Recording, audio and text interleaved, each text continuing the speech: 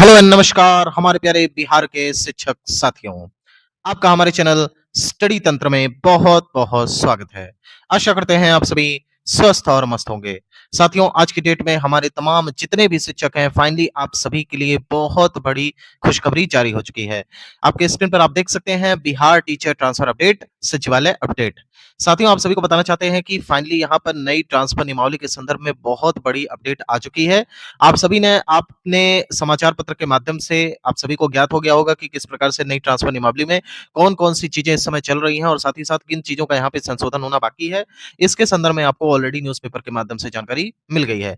लेकिन साथियों, यहाँ पे न्यूज़पेपर के माध्यम से जो आपको जानकारी मिली है, उसमें कुछ त्रुटियां हैं और साथ ही साथ अभी कौन से ऐसे आंशिक संशोधन होने बाकी हैं, जो कि इस समय वक्त की नज़ाकत है, क्योंकि आप सभी को एक बहुत बड़ा फायदा आने वाले समय में यानी कि मई मंथ में, याद रख लीजिए, इस चीज का नोट कर लीजिए, आप स्क्रीनशॉट ले लीजिए, मई महीने में आपके तबादले वापस से शुरू होने वाले हैं। तो साथियों, यहाँ पे कौन सी बिग बिग अपडेट है जो कि आपके ट्रांसफर से डायरेक्टली जुड़ी हुई है, उसके संदर्भ में इस प्रॉपर वीडियो में जानकारी देंगे। साथ ही साथ हमारे जितने भी शेष वंचित शिक्षक हैं, जिनका अभी तक अंतर जिला ट्रांसफर नहीं हो पाया है, उसके संदर्भ में यहाँ पे जानकारी देने वाले हैं। साथ ही साथ हमारे टीआरई 3 के शिक्षक और हमारे सेम जिला के शिक्षक लगातार कमेंट करते रहते हैं, सर हमारे ट्रांसफर के विषय में आप कुछ नहीं बता रहे हैं, तो उनके लिए भी यहाँ एक बड़ी खबर है।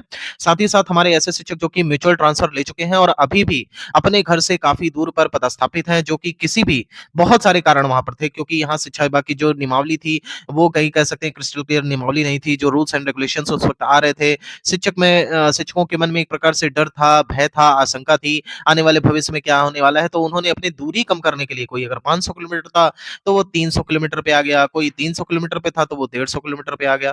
तो कुछ इस तरीके से परेशानियों का सामना करते हुए उन्होंने एक विकल्प चुना और कहीं न कहीं जब नए सिरे से यहाँ पे ट्रांसफर स्टार्ट हुआ, जिसके अंतर्गत 41,000 आवेदन लिए गए, तो वहाँ पे इन शिक्षकों को एक बड़ा सेटबैक देखने को मिला। साथियों, संपूर्ण वीडियो यहाँ पर आपको मिलेगी, साथ ही साथ जो पूरी अपडेट है इस वीडियो के माध्यम से आपको दी जाएगी। लेकिन वीडियो में आगे बढ़ने से पहले आप सभी से एक रिक्वेस्ट है, यदि आप हमारे चैनल पे नए हैं तो हमारे चैनल स्टडी तंत्र को जरूर सब्सक्राइब कर लें। चलिए साथियों, वीडियो में आगे बढ़ते हैं। साथियों, आपके स्क्रीन पर है वह महत्वपूर्ण अपडेट जिसका आप सभी बेसब्री से इंतजार कर रहे थे।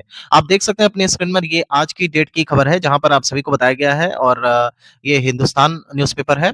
इनके माध्यम से बताया गया है कि शिक्षक तबादले की नई नीति अप्रैल से होगी लागू। यानी कि यहाँ पे जो नई नीति बन रही है, जो एक नए रूल्स एंड रेगुलेशंस बन रहे हैं, उसके रिगार्डिंग यहाँ पे बात की गई है। हालांकि ये जो जानकारी है विशेष तौर पर हम आपको काफी टाइम से देते आ रहे हैं। आप हमारे अगर रेगुलर व्यूअर्स होंगे तो इस बात को भली भांति जान रहे होंगे कि स्टडी तंत्र ने लगातार आपको इसके संबंध में अपडेट दिया है। हम लगातार आपसे बताते आ रहे थे कि यहाँ पे तैनाती के कितने समय तक आपको फाइनली एक ही विद्यालय में पठन-पाठन करना होगा और जो कि कह सकते हैं कि सही भी है, क्योंकि मान लीजिए अगर आपका ट्रांसफर होता है और ट्रांसफर होने के बाद अगर उस संबंधित विद्यालय में अगर आप कम से कम एटलीस्ट वहाँ पे 1 साल समय नहीं देते हैं, तो इससे कहीं न कहीं जो ट्रांसफर की एक व्यवस्था है, उसपे भी एक बड़ा सेटबैक देखने को मिलता है। हालाँकि अभी के हिसाब से देखा जाए तो बहुत सारे शिक्षक कमेंट करेंगे, सर हमारा तो ट्रांसफर हो गया, हमने म्यूचुअल ट्रांसफर ले लिया, सर हमारा ऐच्छिक स्थानांतरण हो गया लेकिन हम संतुष्ट नहीं हैं। तो ये नई नीति जब आने वाली है, तो इसके तहत इसके संदर्भ में जो आवेदन लिए जाएँगे, क्या वो इसी पूर्वत आवेदन का विचार करते हुए आपस से यहाँ पे आवेदन लिए जाएँगे, तो इसके संदर्भ में हम आपको बताते हैं, थोड़ा-सा वेट करिएगा। लेकिन यहाँ पे कुछ चीज़ों को देख लेते हैं जो यहाँ पे अखबार में पॉइंट आउट किया गया है और कौन-सी यहाँ पे ऐसी चीज़ें हैं, जिसमें अभी संशोधन होना बाकी है, वो भी आपको बता देते हैं। देखिए, सबसे पहले यहाँ पर लिखा हुआ है, तैनाती के बाद 3 साल तक शिक्षक एकाग्र होकर कार्य करेंगे। देखिए, ये बात सही है कि पहले शिक्षा विभाग ने जो प्लानिंग की थी, उसके तहत यहाँ पे 3 साल नहीं, यहाँ पे टोटल 5 वर्ष का प्रावधान किया गया था। ये बात बिल्कुल सच है और ये जो नियमावली है आपको बता देते हैं, ये कोई नए सिरे से नहीं बन रही है। ये बेसिकली जो नई नियमावली है, जब हमारे जो पूर्व एसीएस सर थे, मतलब डॉक्टर एस सिद्धार्थ जी, तो उनके द्वारा ही इस नई जब वो पुरानी वाली नियमावली आई थी, जिसके संदर्भ में आप सभी से विशेष जो है आवश्यकता के आधार पर स्थानांतरण लिया गया था, उसके पहले की बात जो की जा रही है और जिसमें बताया गया था सभी शिक्षकों को मतलब अनिवार्य रूप से स्थानांतरण लेना ही होगा, जिसके अंतर्गत उन्होंने अनुमंडल का विकल्प दिया था। तो वो जो नीति है वो कोर्ट में चैलेंज की गई और कोर्ट ने फिर उस पर स्टे लगा दिया। हालाँकि वो जो स्टे था वो केवल जो पिटिशनर्स थे उनके ऊपर लागू होता था, लेकिन पूरी तरीके से उस नीति को यहाँ पे चुनाव के दृष्टिगत देखते हुए वहाँ पर स्टे क्या कहें उसको रद्द कर दिया गया। अब वो जो नीति है उस नीति को आप एक बात समझ लीजिए, अच्छे से समझ लीजिए। दरअसल उस नीति में कुछ खामियाँ थी। खामियाँ क्या थी? वहाँ पर अनिवार्य रूप से आपसे कहा गया था कि आपका स्थानांतरण होगा। आप अगर यहाँ पर अपना स्थानांतरण का विकल्प नहीं देते हैं, तो उस स्थिति में यहाँ पे शिक्षा विभाग बाध्य होगा आप सभी के स्थानांतरण के लिए। यानी कि फिर शिक्षा विभाग रैंडम तरीके से आपका ट्रांसफर कर देगा। तो वो जो नियमावली थी बेसिकली उसे रद्द नहीं किया गया है। अब ये बात आप समझिए, वो जो नियमावली थी उस पर स्टे लगाया गया था और उस समय के लिए, तत्कालीन समय के लिए उसे जो है एक तरीके से कह सकते हैं ठंडे बस्ते में डाला गया था।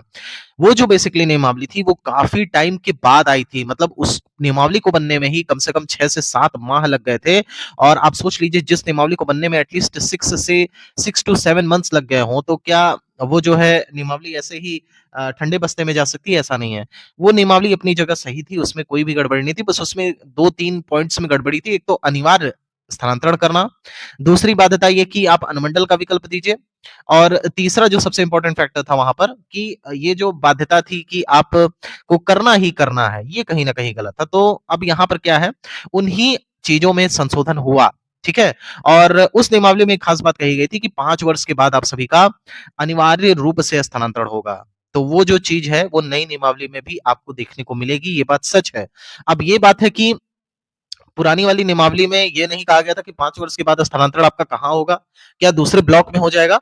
लेकिन इस बार बताया जा रहा है कि अब जो नई नियमावली बनी है, इसमें बेसिकली कहा गया है कि आप जब नए विद्यालय में जाएँगे, तो वहाँ पे आपको 3 वर्ष, यानी कि 3 वर्ष मौका दिया जाएगा एक विद्यालय में रहने का। 3 वर्ष के बाद ऑटोमैटिक आपका ट्रांसफर होगा और इसी के दृष्टिगत यहाँ पे प्रत्येक वर्ष में 2 बार आपसे ट्रांसफर लिए जाएँगे, ये बात याद रखिएगा। और ये पहले से ही आ जाएगा, जब आपका ट्रांसफर होगा तो वहाँ पे लिख जाएगा कि it is valid for 3 years. यानी कि आप 3 साल तक वहाँ पे वैलिड रहेंगे, उसके बाद आपको एनी हाउ ट्रांसफर के लिए आवेदन देना होगा। और आपके सर्विस बुक में भी शायद वो पॉपअप होने लगेगा, तो आपको पहले से जानकारी हो जाएगी। तो कुछ इस तरीके के रूल्स एंड रेगुलेशंस यहाँ पे शिक्षा विभाग बना रहा है। और बताया जा रहा है कि यहाँ पे मई मंथ में आप सभी से आवेदन लिए जाएँगे और ये जो आवेदन होंगे याद रखिएगा बिल्कुल फ्रेश आवेदन होंगे। मतलब 6 लाख से अधिक शिक्षकों को इस पॉलिसी से डायरेक्टली बेनिफिट मिलने वाला है। हालाँकि जो आप 3 साल वहाँ पे अपने नए विद्यालय में जाकर के अपनी सेवा देंगे, उसके बाद ऐसा नहीं है कि आपको दूसरे जिले में ढकेल दिया जाएगा, नहीं, वहीं आस-पास के ही स्कूल्स में आपको मतलब वहाँ से हटा कर के किसी दूसरे स्कूल में किया जाएगा और बेसिकली वहाँ के डीओज़ का ये काम होगा, ये फिर विभाग के स्तर से नहीं होगा, वहाँ के डीओज़ के स्तर से यहाँ पे एक विद्यालय से दूसरे विद्यालय में आपको भेजा जाएगा, मतलब स्कूल का परिवर्तन किया जाएगा, प्रत्येक 3 वर्ष की सेवा के उपरांत, ये बात याद रखिएगा। अब यहाँ पे क्या है कि साल में 2 बार आपसे ट्रांसफर लिए जाएँगे। अगर एक बार में आपका मान लीजिए कि एक बार आपसे ट्रांसफर के लिए आवेदन लिया गया। सपोज़ दैट यहाँ पे 50,000 से अधिक शिक्षकों का आवेदन आता है, अंतर जिला के केस में बता देते हैं। तो ऐसा ज़रूरी नहीं है कि 50,000 आवेदन आ रहे हैं तो 50,000 का 50,000 शिक्षा विभाग स्थानांतरण कर ही देगा। रिक्तियों के अनुसार स्थानांतरण होता है और जो यहाँ पे कह सकते हैं कि अब बहुत भारी संख्या में अब धीरे-धीरे यहाँ पे काफ़ी ज़्यादा मात्रा में शिक्षक भी यहाँ पे रिटायर होंगे। तो उसी के क्रम में यहाँ पे स्थानांतरण चलता रहेगा। लेकिन अब मान लीजिए 50,000 आवेदन आया तो इसके अंतर्गत मान लीजिए 60% का ट्रांसफर कर दिया गया। 5 छक्के 30 यानी कि 30,000 के आस-पास, ठीक है? अब बाकी बचते हैं 20,000 तो 20,000 शिक्षकों का क्या होगा? तो इनको फिर 6 महीने का टाइम दिया जाएगा। 6 महीने के बाद पुनः ये अपना नवंबर मंथ में स्थानांतरण के लिए आवेदन करेंगे और दिसंबर में जब आपकी जो है विंटर वैकेशन होगी उस टाइम पे इनका ट्रांसफर कर दिया जाएगा। तो टोटल यहाँ पे चीज़ें ऐसे ही रहेंगी। इस शिक्षा कोष पोर्टल के माध्यम से ही तबादले होंगे जैसे पूर्ववत होता आया है। अब यहाँ एक बात और है, आप सभी समझ लीजिए। साथियों, हम यहाँ पर बात कर रहे हैं कि जो शेष वंचित शिक्षक हैं, उनके ट्रांसफ़र के संदर्भ में। देखिए, हमने पहले भी बताया था और आज की डेट में भी हम अपने स्टैंड पर कायम हैं। देखिए, हमने पहले भी कहा था कि बाकी बचे हुए शिक्षकों के ट्रांसफ़र की प्रक्रिया चल रही है। अब आपको एक जब आधिकारिक पत्र देखने को मिलेगा, तभी आप संतुष्ट हो पाएँगे, ये भी बात सही है। लेकिन एक बात का विश्वास रखिएगा कि जितने भी यहाँ पे शिक्षक बचे हुए हैं, उन सभी शिक्षकों का स्थानांतरण शिक्षा विभाग नहीं करेगा। लगभग 14,000 के हिसाब-किताब शिक्षक अभी बचे हुए हैं। तो संभवतः माना जा सकता है कि जिन्होंने 6 जिले का विकल्प दिया था, ठीक है? और जो हॉट डिस्ट्रिक्ट्स हैं, जैसे आपका इस टाइम पे पता चल रहा है कि पटना सबसे हॉट डिस्ट्रिक्ट है। तो ऐसे जिले वाले जो शिक्षक हैं, उनका तो ट्रांसफर नहीं हो पाएगा पटना में। पटना को भूल जाइए अभी के लिए फिलहाल। हाँ, उसके बाद में कैसी नीति आती है, फिर नियमावली के अंतर्गत बताया जा रहा है कि अगर आप दिव्यांगजन हैं या फिर आप पति-पत्नी के आधार पर स्थानांतरण माँग रहे हैं, तो उस संदर्भ में आपके गृह जिले को प्राथमिकता मिलेगी, जो विशेष समस्या से ग्रसित होंगे। लेकिन जो दूरी वाले होंगे या फिर जेनुइनली आपका गृह जिला है, प्रखंड है इत्यादि करते हुए यहाँ पे उसी जिले में या उसके अगल-बगल बगल में स्थानांतरण की कार्रवाई की जाएगी। लेकिन भविष्य में भी आपसे बता बता देते हैं कि आपसे जिले का विकल्प ही माँगा जाएगा। 3 जिले का विकल्प आपके आपसे माँगा जाएगा और उन्हीं 3 जिलों में आपके स्थानांतरण की प्रक्रिया संपन्न की जाएगी। फिलहाल प्राप्त जानकारी के अनुसार जो हमारे 7,000 के ऐसे लगभग शिक्षक हैं जिनका फेज़ 3 के अंतर्गत स्थानांतरण होना है, जिन्होंने 6 जिले का विकल्प दिया था। अब वो कल हो जाए, परसों हो जाए, 3 दिन, 4 दिन, 5 दिन के बाद उनका जिला आवंटन देखने को मिले, पूरे-पूरे चांसेस है कि इसी मंथ के लास्ट तक आपको खुशखबरी देखने को मिल जाए। फिलहाल जो भी अपडेट होगा आपको यहाँ से जानकारी प्रदान कर दी जाएगी। साथ ही साथ हमारे टीआरई 3 वाले जितने भी शिक्षक साथी हैं, वो परेशान नहीं होंगे। आपके ट्रांसफर यहाँ पे मई मंथ में होने जा रहे हैं। बिल्कुल तैयार रहिए आप लोग अपने घर जाने के लिए। साथ ही साथ सेम जिला के संदर्भ में आपको बता देते हैं, सेम जिला ट्रांसफर को लेकर के नई नियमावली में ही जिक्र कर दिया गया है। यानी कि अगर आपका सेम जिला में ट्रांसफर होना है, इसलिए जो यहाँ पे अलग-अलग जिले से लेटर्स निकाले गए थे, तो उनको एक तरीके से कह सकते हैं ठंडे बस्ते में डाल दिया गया। क्योंकि जो नई ट्रांसफर नियमावली बन रही है, उसी के अंतर्गत अब सबका ट्रांसफर होना है, जो मतलब फ्रेश आवेदन होने हैं। तो सेम जिला स्थानांतरण के लिए आपको कहीं भटकने की जरूरत नहीं होगी। आप सिंपली डीओ के माध्यम से अपना स्थानांतरण ले सकेंगे। उसमें भी आपको जो है 5 ब्लॉक का आवेदन करना होगा। उन्हीं 5 ब्लॉक में से कोई 1 ब्लॉक आपको आवंटित किया जाएगा और ये जो है डीओ के स्तर से कमेटी गठित होगी। उसी के माध्यम से ऑनलाइन माध्यम से आपसे आवेदन मांगे जाएँगे, फिर उसी आधार पर आपका स्थानांतरण कर दिया जाएगा। साथियों, यहाँ पे नई ट्रांसफर नियमावली आपको बता देते हैं कब तक पब्लिक डोमेन में देखने को मिल जाएगी। तो प्राप्त जानकारी के अनुसार ये तैयार है लेकिन आप सभी को पता है कि अभी बजट सत्र चल रहा है और बजट सत्र को देखते हुए कुछ आंशिक संशोधन भी इसमें करने हैं। तमाम जो है शिक्षक संगठनों ने कुछ पॉइंट्स पे आपत्ति भी दर्ज करवाई है। जैसे यहाँ पे 3 वर्ष की बाध्यता वगैरह जो प्राप्त जानकारी के अनुसार 1 वर्ष की ही बाध्यता रहेगी। मतलब 1 वर्ष तक आप ट्रांसफर नहीं ले पाएँगे, उसके बाद आप ट्रांसफर ले सकते हैं। और 3 साल वाला जो है कि मतलब 3 साल एटलीस्ट आपको नए विद्यालय में बिताना होगा।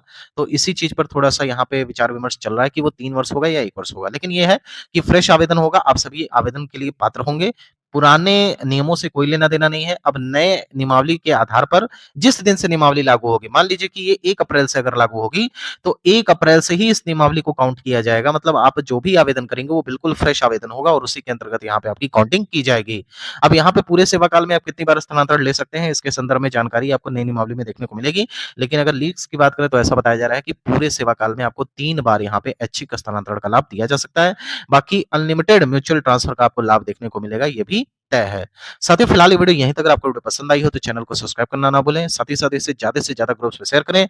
आने वाले समय में आपको बिहार टीचर ट्रांसफर के रिगार्डिंग ऑथेंटिक और जेन्युइन अपडेट इसी चैनल से प्राप्त हो जाएगी। साथियों यहाँ तक वीडियो देखने के लिए आप सभी का बहुत-बहुत धन्यवाद। ईश्वर करें आपका दिन शुभ हो। Thank you so much.